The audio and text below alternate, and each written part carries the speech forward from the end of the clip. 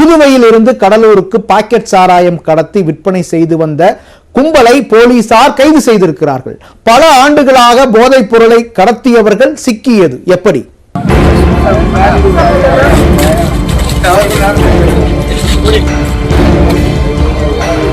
கடலூர் மாவட்டம் பன்ருட்டி அடுத்த மேல் கவரப்பட்டு பகுதியில் 300க்கும் மேற்பட்ட குடும்பங்கள் வசித்து வருகின்றன.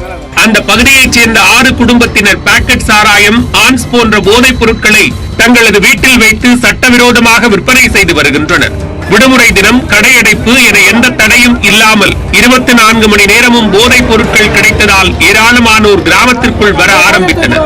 வெளியூரில் இருந்து வரும் நபர்களுக்காக சாராயம் கிடைக்கும் இடங்களை மேப் போட்டு காட்டி வைத்திருந்தனர் சாராய வியாபாரிகள். பாக்கெட் சாராயம் வாங்க வேறு பகுதிகளில் இருந்து வருபவர்களால் கிராம மக்கள் பல சிரமங்களை சந்திக்க வேண்டியிருந்தது.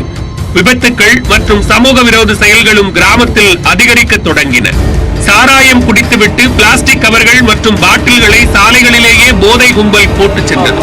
சாராய விற்பனையை தடுக்க காவல் நிலையம், கலால் அதிகாரிகள் என பலரிடம் கிராம மக்கள் இணைந்து புகார் மனு கொடுத்தும் நடவடிக்கை எடுக்கப்படவில்லை. இதனால் ஆத்திரமடைந்த மேல் கவரப்பட்டு கிராம மக்கள் அந்த பகுதிகளில் கீழே கிடந்த காலியான சாராய பாக்கெட்டுகள், சாராய பாட்டில்கள், ஆன்ஸ் பாக்கெட்டுகள் போன்றவற்றை சேகரித்து மொத்தமாக எடுத்து வந்து பன்ருட்டி காவல் நிலையம் முன்பாக கொண்டு வந்து கொட்டி முற்றுகை போராட்டத்தில் ஈடுபட்டனர். இதனை சற்றும் எதிர்பாராத போலீசார் பதற்றமடைந்தனர். சாராய வியாபாரிகள் மீது உடனடியாக நடவடிக்கை எடுப்பதாக கூறி போராட்டம் நடத்திய கிராம மக்களை சமாதானப்படுத்தி அனுப்பி வைத்தனர். சாராய வியாபாரிகள் குறித்து ஏற்கனவே தெரிந்து வைத்திருந்த போலீசார் அதே பகுதியைச் சேர்ந்த சாராய வியாபாரிகள் தனபால், ஸ்டீபன், ரவி, அஞ்சாபுலி, கோதண்டபாணி, ராஜேஸ்வரி ஆகிய 6 பேரை கைது செய்தனர். பலமுறை புகார் கொடுத்தும் நடவடிக்கை எடுக்காத போலீசார் இதுபோன்ற போராட்டம் நடத்தினால்தான் நடவடிக்கை எடுப்பார்களா என்று கிராம மக்கள் கேள்வி எழுப்பியுள்ளனர். போலீசாருக்கு தெரிந்தே சாராய விற்பனை நடந்தது என்றும் அப்பகுதி மக்கள் குற்றம் சாட்டியுள்ளனர்.